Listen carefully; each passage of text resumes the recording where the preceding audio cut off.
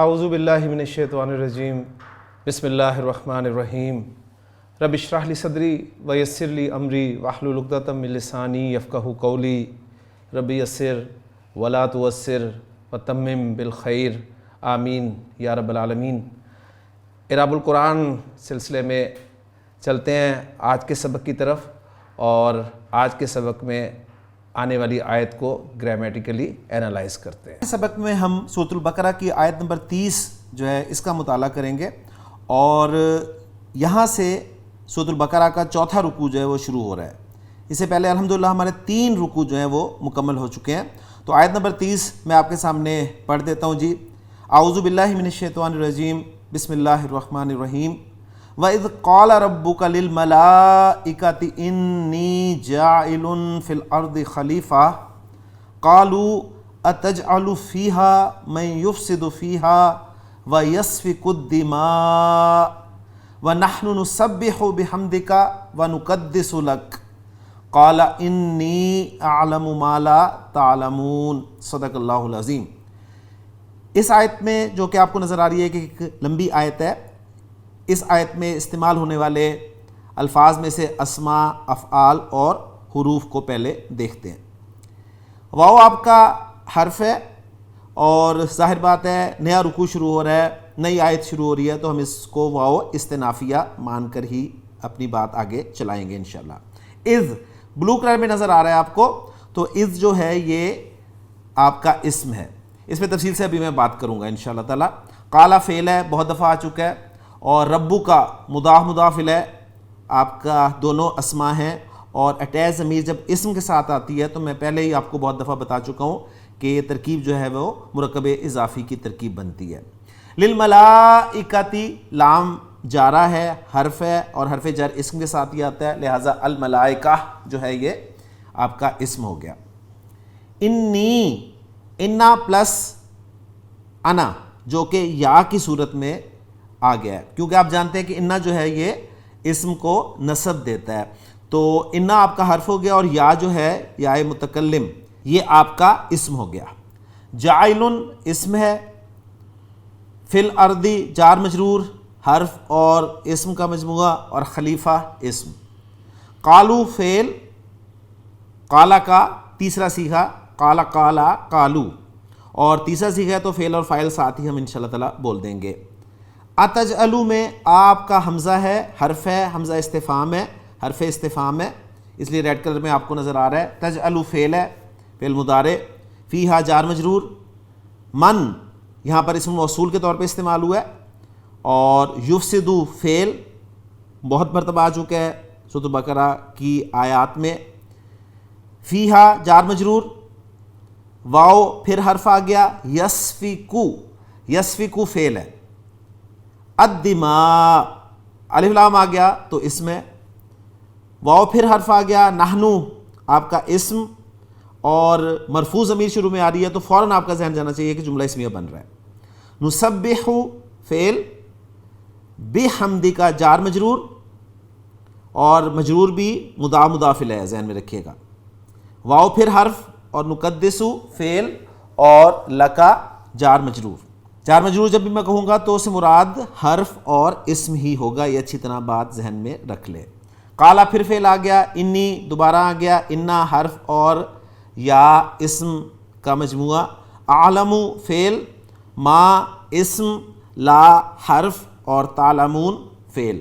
تو الحمدللہ اس آیت میں جو استعمال ہونے والے الفاظ تھے ان میں سے ہم نے افعال، اسماء اور حروف کو الگ کر لیا۔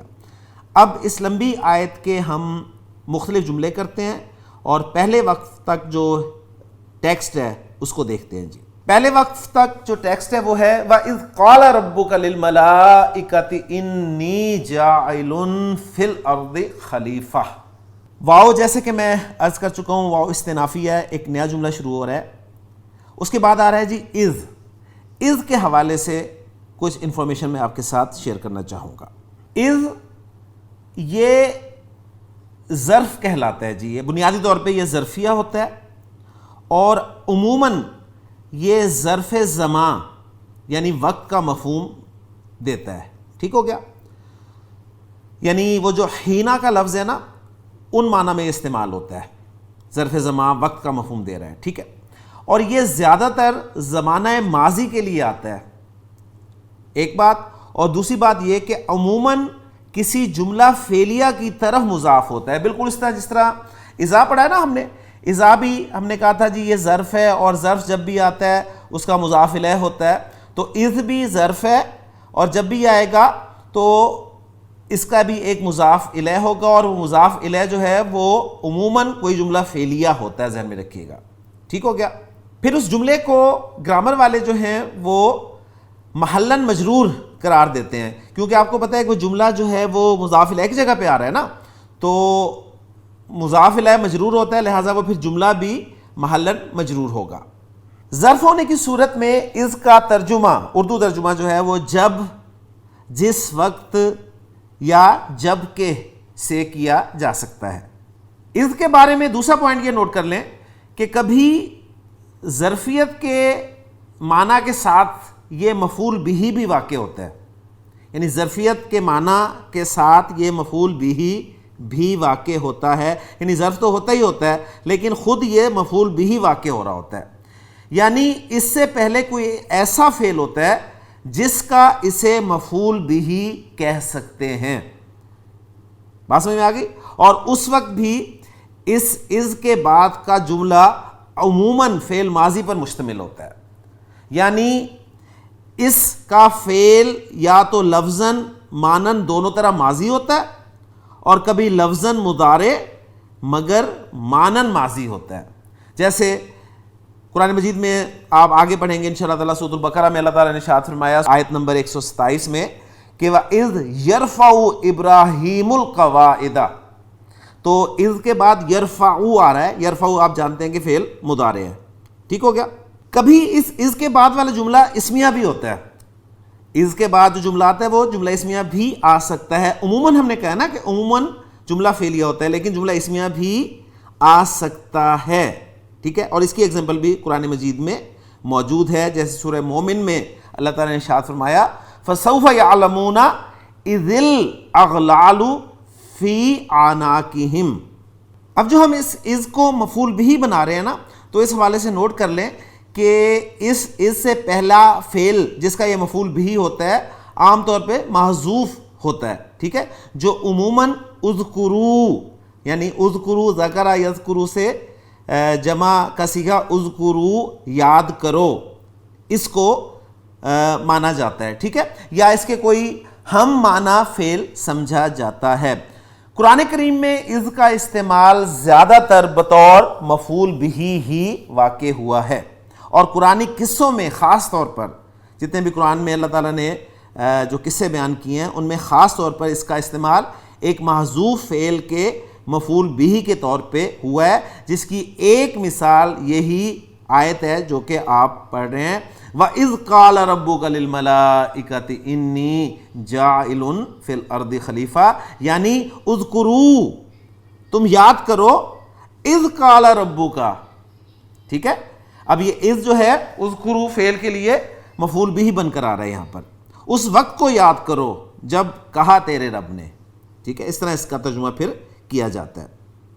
اس کے علاوہ بھی اس کے کچھ استعمالات ہیں، لیکن یہاں پر چونکہ یہ مفعول بہ کے طور پہ ہی استعمال ہوا ہے تو اتنی ہی بات کو ہم یہاں پر رکھتے ہیں، اور پھر مزید جو اس کے استعمالات ہوں گے وہ پھر انشاءاللہ تعالی جب آگے آئیں گے تو اس وقت ہم دیکھ لیں گے انشاءاللہ.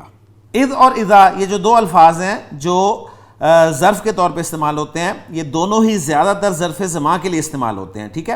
اور ان دونوں کا بامحاورہ اردو ترجمہ جو ہے وہ جب لفظ سے کیا جا سکتا ہے.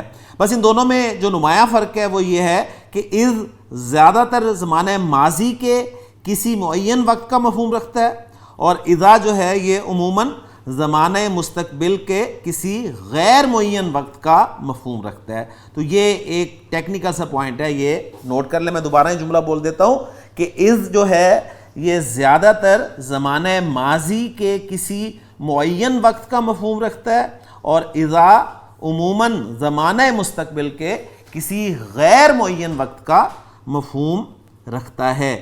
اس بات کو یوں بھی سمجھا جا سکتا ہے کہ اذ کے ساتھ آنے والے فعل کا ترجمہ اذ کے ساتھ جو بھی فعل آتا ہے اس کا ترجمہ عموماً ماضی سے کیا جاتا ہے، چاہے وہ فعل مضارع ہی کیوں نہ ہو.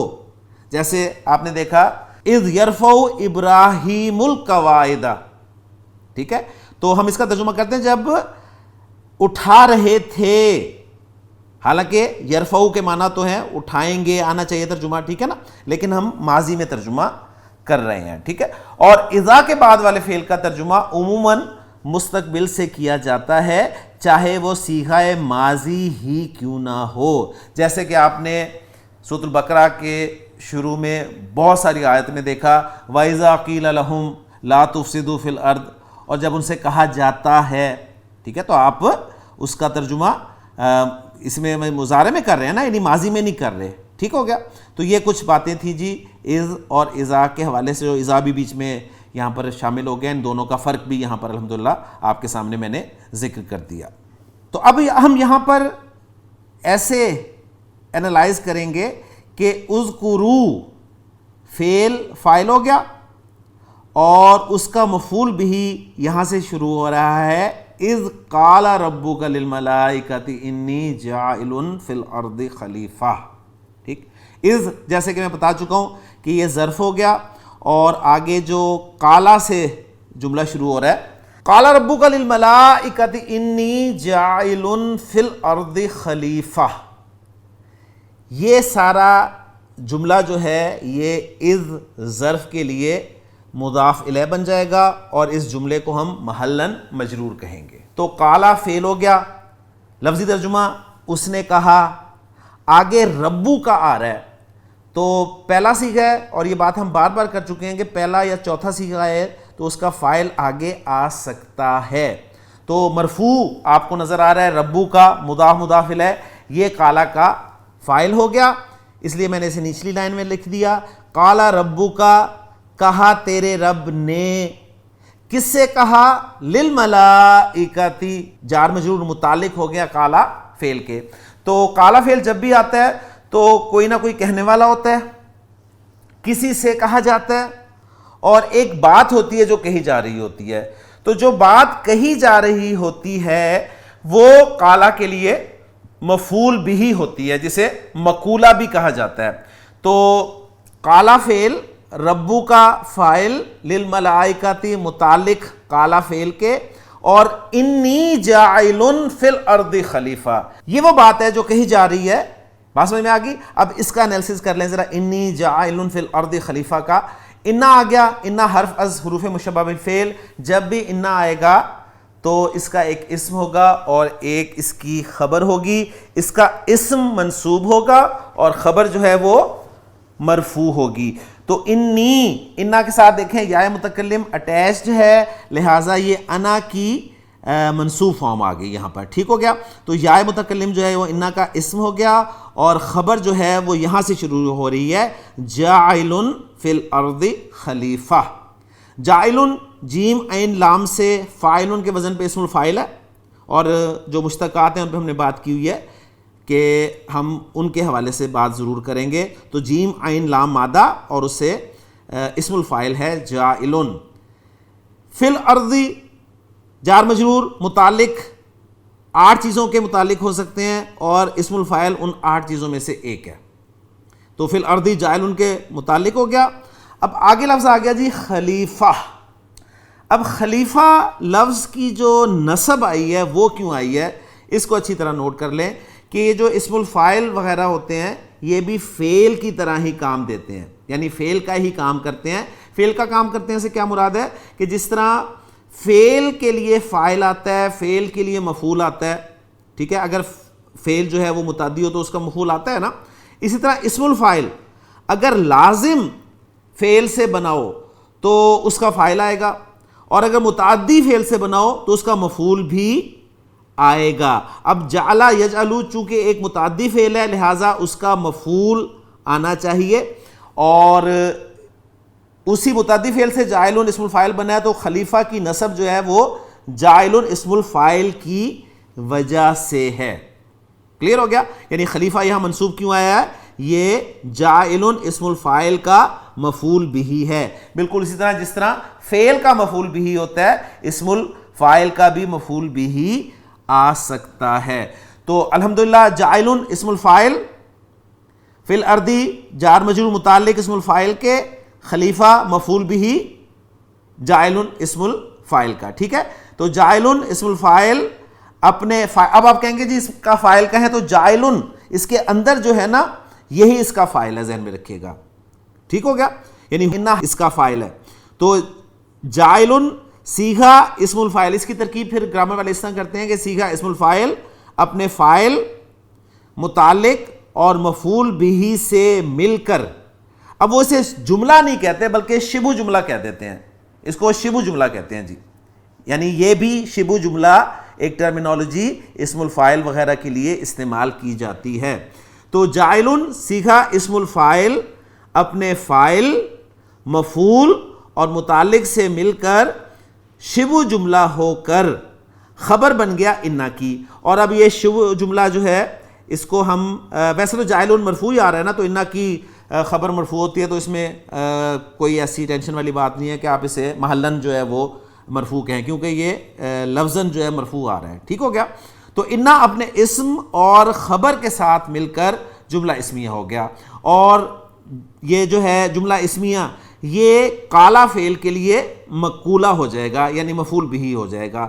تو قالا فعل اپنے فاعل ربو کا، اپنے متعلق للملائکتی اور اپنے مفعول یعنی انی جاعل فی الارض خلیفہ سے مل کر جملہ فعلیہ ہو کر اذ ظرف کے لیے مضاف الیہ، اذ ظرف اپنے مضاف الیہ سے مل کر، اور مضاف الیہ کون سا ہے وہ سارا آپ کو پتہ ہے، قال ربک للملائکۃ انی جاعل فی الارض خلیفہ، اس سے مل کر یہ ایک محذوف فعل اذکروا کے لیے مفعول بھی، اذکروا فعل اپنے فاعل اور مفعول بھی سے مل کر جملہ فعلیہ انشائیہ ہوا، کیونکہ فعل امر ہے اور فعل امر جو ہے وہ انشائیہ کے زمرے میں آتا ہے، خبریہ کے زمرے میں نہیں آتا. تو الحمدللہ اس آیت کا اتنا حصہ ہمارا گرامیٹیکلی اینالائز ہو گیا. یہاں پر ایک لفظ آیا ہے جی خلیفہ، اس کے حوالے سے میں تھوڑا سا آپ کو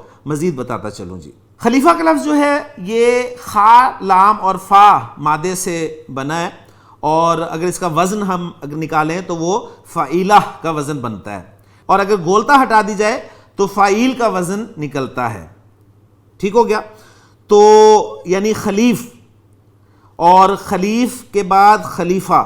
تو یہاں پر یہ جو گولتا آئی ہوئی ہے نا یہ مؤنث کے لیے نہیں ہے، ذہن میں رکھیے گا، یہ بلکہ مبالغے کی تا ہے، اس کو مبالغے کی تا کہا جاتا ہے.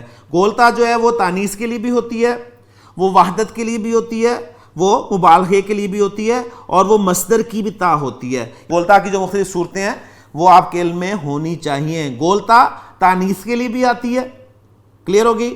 اس کی ایگزامپل جیسے صالحہ، یہ گولتا جو ہے تانیث کے لیے. گولتا جو ہے یہ وحدت کے لیے بھی آتی ہے، جیسے بقرہ. اب بقرہ کے اندر جو گولتا ہے وہ تائے وحدت ہے، ٹھیک ہے، ایک کو بیان کر رہی ہے. یعنی البقرو میں یعنی گائے یا بیل کوئی بھی پوری جنس ہے اس کو ذکر کیا گیا، اس میں سے ایک کو اگر مینشن کرنا ہو تو گولتا لگا دی جاتی ہے اور یہ تائے وحدت کہلاتی ہے. پھر مصدر کی گولتا ہوتی ہے، جیسے ہم نے باب افعال میں پڑھا ہے اشارہ یشیرو اشارتن، تو یہ گولتا مصدر کی گولتا ہے. ٹھیک ہے. اسی طرح گولتا جو ہے یہ مبالغے کے لیے آتی ہے، جیسے علامہ.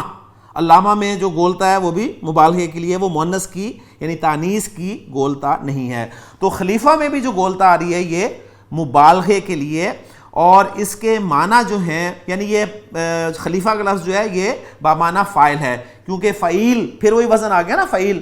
تو فعیل آپ کو پتہ ہے کہ فاعل کے معنی میں بھی آتا ہے اور مفعول کے معنی میں بھی آتا ہے. تو یہ بامعنی فاعل ہے یعنی نیابت کرنے والا، اور اس کے معنی جو ہیں وہ نائب، قائم مقام یا جانشین ہے. پھر اس کے حوالے سے مزید کچھ ڈیٹیلز ہیں کہ انسان خلیفہ کیسے بن گیا، کیونکہ خلیفہ تو وہ ہوتا ہے جو کسی کے مرنے کے بعد یا اس کی غیر موجودگی میں آتا ہے. تو اس حوالے سے تفسیر میں اس ٹاپک کو جو ہے وہ ڈسکس کیا گیا ہے. آپ تفسیر میں تفصیل سے کسی بھی تفسیر میں اس کو تفصیل سے پڑھ سکتے ہیں. باقی خلیفہ جو ہے یہ لفظ عموماً مذکر اور بہت کم مؤنث استعمال ہوتا ہے جی، یہ ذہن میں اچھی طرح رکھ لیجئے گا. خلیفہ کا لفظ جو ہے عموماً مذکر استعمال ہوتا ہے اور بہت کم مؤنث بھی استعمال یہ ہو سکتا ہے. اور یہ میں پہلے ہی بتا چکا ہوں آپ کو کہ اس کی جو تا ہے خلیفہ کی وہ تانیث کے لیے نہیں بلکہ مبالغہ کے لیے ہے، اور اس کی جمع جو ہے وہ خلفاء بھی آتی ہے اور خلائف بھی آتی ہے. ٹھیک ہے، اور خلفاء اور خلائف یہ دونوں جمعیں جو ہیں یہ غیر منصرف ہیں اور دونوں جمعیں قرآن مجید میں آئی ہیں. ٹھیک ہے، تو یہ خلیفہ کے لفظ کے حوالے سے کچھ انفارمیشن تھی. باقی ملائکہ لفظ ہے، یہ آپ کو پتہ ہی ہے کہ یہ ملک کی جمع ہے اور ملک کہتے ہیں فرشتے کو. باقی ملک کے حوالے سے بھی آپ کو ڈکشنری میں مل جائے گی جی کہ اس کا مادہ کیا ہے اور اس کا وزن کیا ہے، یہ کیسے بنا. اب وہ ذہن میں رکھیے گا کہ جیسے میں نے پہلے عرض کیا کہ جو ہمارے پاس اسماء ہوں گے مشتقات، ان کے مادے پر تو ہم بات کر لیں گے، لیکن جو مشتقات نہیں ہوں گے ان کے مادوں پر اور وہ کیسے بنا، اس میں کیا چینجز ہیں، وہ میرا خیال ہے اپنے ذہن پہ زیادہ بوجھ ڈالنے کی ضرورت ہے. تو اگر ہم اس میں پڑ گئے تو پھر لیکچر بھی ایک لمبا ہو جائے گا اور دوسرے جو ہے وہ آپ کے ذہن پہ بھی بوجھ ہوگا اور توجہ اصل جگہ سے ہٹ جائے گی. تو بس جو مشتق نہیں ہے ہم اس اسم کے صرف معنی ہی بیان کر دیا کریں گے. تو الحمدللہ جی اس آیت کا اتنا حصہ جو ہے مکمل ہو گیا. اب مزید آگے چلتے ہیں. قالو، اب وہ باتیں ساری آپ ذہن میں رکھیے گا کہ قالا آ گیا تو اس کا کوئی نہ کوئی فاعل ہوگا اور کسی سے کہا جائے گا تو وہ اس کے متعلق ہو جائے گا، لام کے ساتھ استعمال ہوگا، اور جو کچھ کہا جائے گا وہ اس کا مفعول ہوگا. تو قالو صیغہ نمبر 3 ہے تو اس کا فاعل ہم ساتھ ہی مان لیں گے. قالو انہوں نے کہا، فعل اور فاعل آ گیا. کیا کہا؟ اب اس لیے میں نے قالو دیکھیں الگ سے لکھ دیا آپ کے لیے نیچے. تو قالو انہوں نے کہا، فعل فاعل ہو گیا اور آگے مفعول جو ہے جسے ہم مقولہ کہیں گے وہ نیچے سارا آ رہا ہے کہ اتجعل فیہا من یفسد فیہا ویسفک الدماء. اب اس میں یہ بات کہی جی انہوں نے، فرشتوں نے کہی.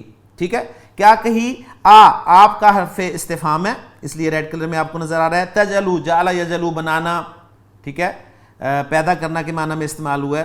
تجعلو حاضر کا صیغہ ہے، جعل یجعلو، یجعلو سے تجعلو، تجعلو 2 صیغے آتے ہیں جی تجعلو کے. تو یہاں پر یہ واحد مذکر حاضر کا صیغہ ذہن میں رکھیے گا، واحد مؤنث غائب کا صیغہ نہیں ہے یہ. ٹھیک ہو گیا؟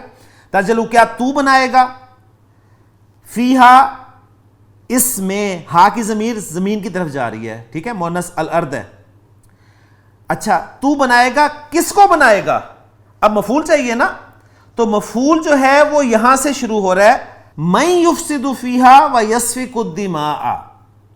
ٹھیک ہے، من سے شروع ہو رہا ہے مفعول اور الدماء تک چل رہا ہے، یہ ذہن میں رکھیے گا. من اسم موصول ہے اور اسم موصول آپ کو پتہ ہے مبنی ہوتا ہے، لہٰذا ہم اسے یہاں پر محلاً منصوب مان لیں گے. اسم موصول ہے تو آگے اس کا صلہ آئے گا اور اس کا صلہ جو آ رہا ہے وہ جملہ فعلیہ کی صورت میں آ رہا ہے، یفسد فیہا.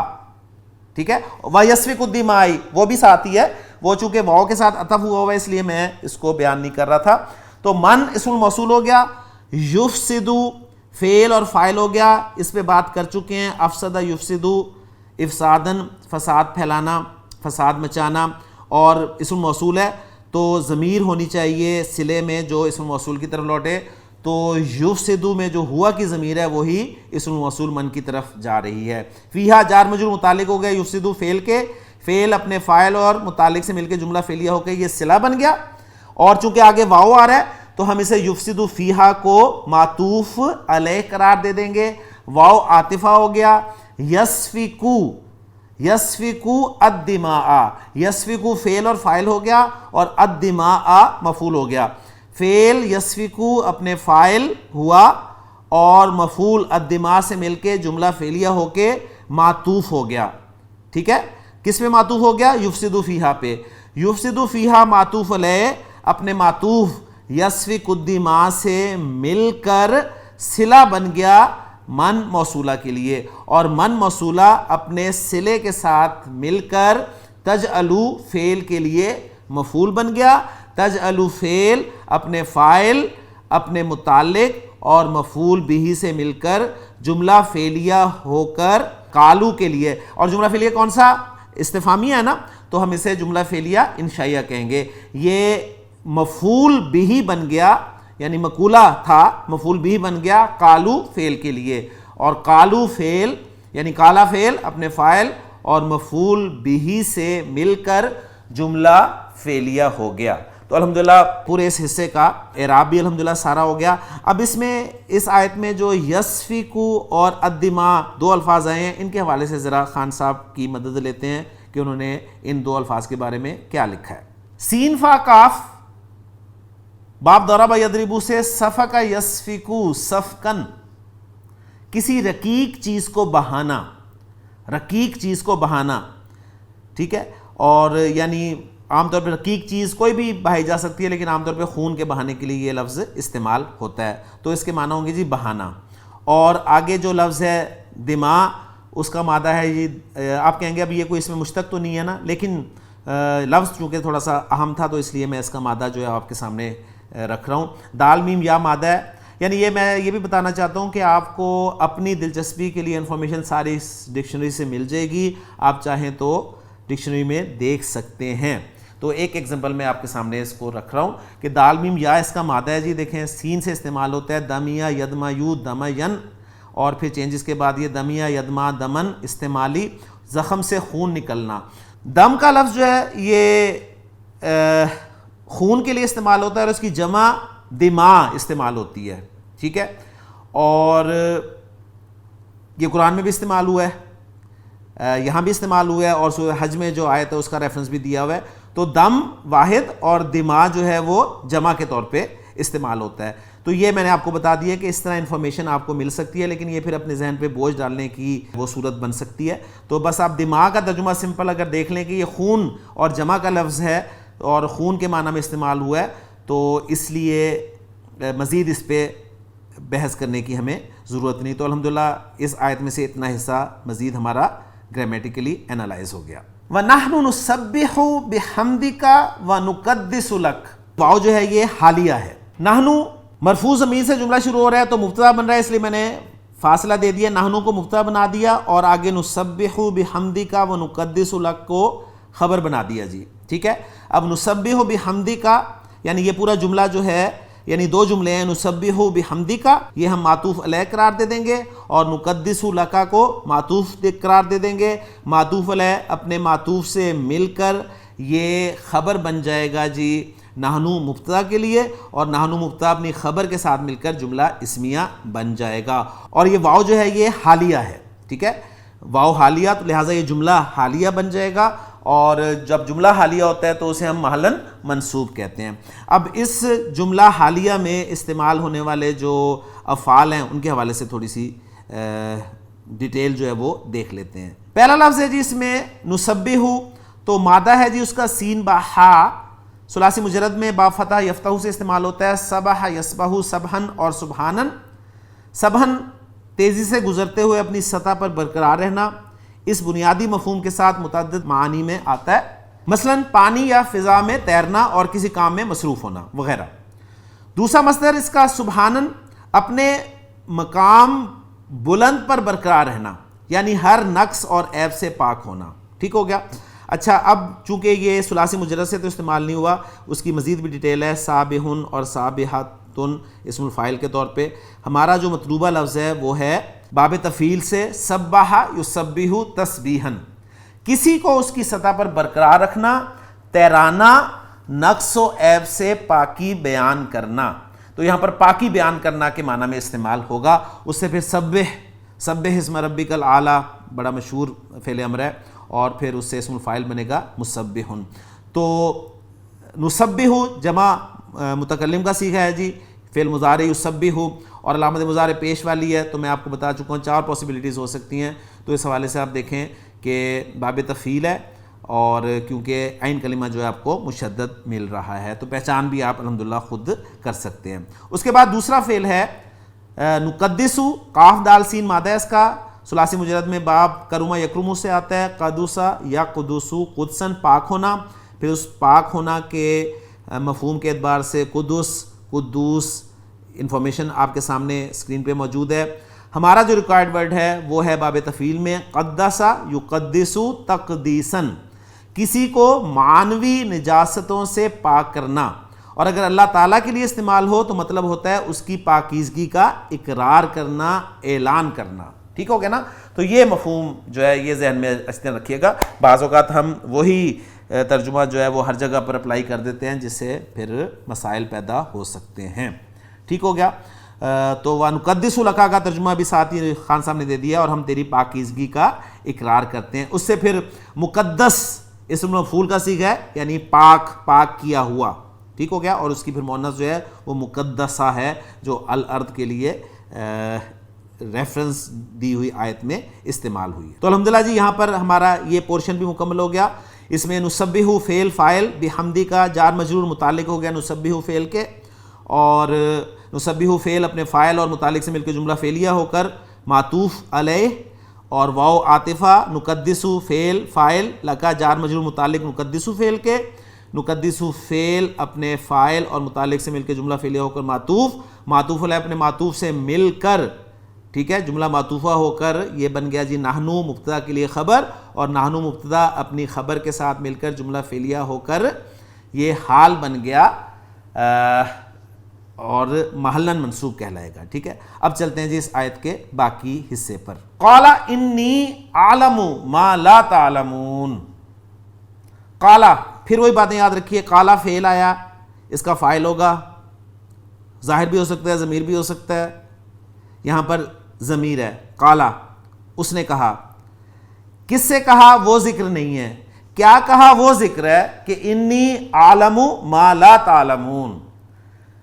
یہ مفعول بن جائے گا جی انی اعلم ما لا تعلمون. اس کو ہم محلن منصوب کہیں گے. انا پلس یا متکلم، یعنی انا حرف از حروف مشبہ بالفعل، یا اس کا اسم ہو گیا، اور عالم جو ہے یہ فعل ہے علم یعلم سے واحد متکلم کا صیغہ. عالم میں جانتا ہوں. میں جانتا ہوں، کیا جانتا ہوں؟ ما لا تعلمون کو جانتا ہوں. یعنی یہ ما لا تعلمون جو ہے یہ عالم کے لیے مفعول بن رہا ہے. ما موصولہ ہو گیا اور لا تعلمون اس کا صلہ بن گیا. لا حرف نفی، تعلمون فعل مضارع اپنے فاعل کے ساتھ استعمال ہو رہا ہے. اب یہ جو صلہ بن رہا ہے اس میں ایک عائد ہونا چاہیے جو ما اسم موصول کی طرف لوٹے، لیکن آپ دیکھ رہے ہیں کوئی عائد نظر نہیں آ رہی. تو وہ مفعول کی عائد ہے. ٹھیک ہے، وہ مفعول کی ضمیر ہے جو ہم حذف کر سکتے ہیں. اگر فاعل کی ہو تو ہم اسے حذف نہیں کر سکتے، یہ ذہن میں رکھیے گا. ٹھیک ہے، یعنی ما لا تعلمون ہو، کلیئر ہو گیا. یعنی ہو کی ضمیر کو ہم یہاں پر معذوف مان لیتے ہیں. تو لا تعلمون فعل مضارع اپنے فاعل سے مل کر یہ صلہ بن گیا ما اسم موصول کے لیے. ما اسم موصول اپنے صلے کے ساتھ مل کر یہ عالم فعل کے لیے مفعول بن گیا. عالم فعل اپنے فاعل اور مفعول سے مل کر جملہ فعلیہ ہو کر محلن مرفوع خبر بن گیا انا کی. انا اپنے اسم اور خبر سے مل کر جملہ اسمیہ ہو کر محلن منصوب کالا فعل کے لیے مفعول بن گیا. کالا فعل اپنے فاعل اور مفعول سے مل کر جملہ فعلیہ ہو گیا. تو الحمدللہ جی آیت ہماری مکمل ہو گئی. اب ذرا جملوں کے اعراب کی طرف چلتے ہیں. اور اس آیت میں کوئی ایسا لفظ نہیں ہے کہ جس کے مادے پر ہم بات کر سکیں. علم یعلم اسی سے دونوں فعل استعمال ہوئے ہیں، عالم اور تعلمون. ٹھیک ہے، تو جملوں کے اعراب پہ بات کرتے ہیں جی. جملہ قال ربک فی محل جر باضافۃ اذ الیہا، وہی جو میں نے آپ کو بتایا کہ قال ربک جو ہے وہ اذ کے لیے مضاف الیہ بن رہا ہے، اور مضاف الیہ جو ہے وہ مجرور ہوتا ہے، لہٰذا اسے محل فی یعنی محلن مجرور کہا جائے گا. ٹھیک ہے. انی جاعل فی محل نصب مقول القول، بالکل ٹھیک ہے. قالوا لا محل لا استئناف بیانی. اب یہ استئناف بیانی جو ہے نا، یہ اس کو ذرا آپ چھوڑ دیں. یہ ایکچولی ایک جو بلاغت ہے اس کی ایک ٹرمینالوجی ہے، اس کو آپ ابھی ذرا چھوڑ دیں، پھر کسی وقت انشاءاللہ تعالی موقع ملا تو میں ضرور آپ کو بیان کر دوں گا. پھر جملہ تجعل فیہا فی محل نصب مقول القول آ گیا. یفسد فیہا لا محل لہا صلۃ الموصول، من کے لیے صلہ بن گیا یہ. پھر جملہ یسفک الدماء یہ معطوف ہو گیا اس پچھلے جملے پر. اور نحن نسبح یہ واو میں نے حالیہ بتایا تھا تو یہ فی محل نصب حال ہو گیا. اور نسبح جو ہے یہاں سے جملہ جو ہے آپ کا یہ خبر بن رہا ہے مبتدا نحن کی، اور نقدس جو ہے یہ عطف ہے جملہ نسبح پر. تو الحمدللہ یہ سارا اعراب ہم نے سمجھ لیا ہے. پھر جو دوسرا کالا آیا ہے وہ کالا ثانیہ یعنی لا محل لہا استناف بیانی ہے، پھر استناف بیانی آ گیا، اس کو بھی ابھی ذرا چھوڑ دیں. انی عالمو یہ فی محل نصب مقول القول آ گیا، عالمو فی محل رفع خبر انا، اور جملہ تعلمون لا محل لہا صلۃ الموصول ما. تو الحمدللہ سب جو ہم نے اعراب جملے کی کیے تھے وہ ایگزیکٹ ہم نے پا لیے. یہاں پر جو استناف بیانی کی ٹرمینالوجی استعمال ہوئی ہے یہ میں نے جیسے عرض کیا ہے کہ یہ ایک جو فصاحت و بلاغت ہے اس کی ٹرمینالوجی ہے. اس پہ انشاءاللہ تعالیٰ کبھی موقع ملا فصاحت کے حوالے سے تو ذکر ضرور کر دوں گا انشاءاللہ تعالیٰ. ترجمہ کی طرف آ جائیں جی. وَإِذْ قَالَ رَبُّكَ لِلْمَلَائِكَةِ إِنِّي جَاعِلٌ فِي الْأَرْضِ خلیفہ، اور جب تیرے رب نے فرشتوں سے کہا بے شک میں زمین میں ایک جانشین بنانے والا ہوں. قالوا انہوں نے کہا اتجعل فیہا من یفسد فیہا، کیا تو اس میں اس کو بنائے گا جو اس میں فساد کرے گا، وَيَسْفِكُ الدِّمَاءَ اور بہت سے خون بہائے گا. اب دیکھیں خون، بہت سے خون جو ہے وہ جمع کا لفظ انہوں نے ترجمے میں ذکر کیا ہے، یہ اس ترجمے کی خوبصورتی ہے، ذہن میں رکھیے گا. وَنَحْنُ نُسَبِّحُ بِحَمْدِكَ وَنُقَدِّسُ لَكَ، اور ہم تیری تعریف کے ساتھ ہر عیب سے پاک ہونا بیان کرتے ہیں. تیری تعریف کے ساتھ بحمدی کا، تیری تعریف کے ساتھ ہر عیب سے پاک ہونا بیان کرتے ہیں اور تیری پاکیزگی بیان کرتے ہیں. اس میں انہوں نے واو کو حالیہ کے طور پہ نہیں لیا، اور کے ساتھ اس کا ترجمہ انہوں نے کیا. قالا فرمایا، کس نے فرمایا؟ یعنی اللہ تعالیٰ نے فرمایا انی عالم، بے شک میں جانتا ہوں، ما لا تعلمون جو تم نہیں جانتے. یعنی کس کو؟ اس کو جو تم نہیں جانتے. تو الحمدللہ جی آیت نمبر 30 ہماری یہاں پر مکمل ہو گئی ہے. بہت ساری گرامر آپ کے سامنے آئی ہے. میں امید کرتا ہوں کہ آپ کو سمجھ آ رہا ہے. بس اللہ تعالیٰ سے دعا کرتے رہیں کہ اللہ تعالیٰ ہمارے لیے ان چیزوں کو آسان فرمائے. یہ تھا ہمارا آج کا سبق. میں امید کرتا ہوں کہ آج کے سبق میں پڑھی جانے والی آیت آپ کو الحمدللہ سمجھ میں آ گئی ہوگی. اللہ تعالیٰ سے دعا ہے کہ اللہ تعالیٰ ہمیں اسی طرح ان آیات کو سمجھنے کی توفیق عطا فرمائے اور ان پر عمل کرنے کی توفیق عطا فرمائے. سبحانک اللہم و بحمدک، اشہد ان لا الہ الا انت، استغفرک و اتوب الیک.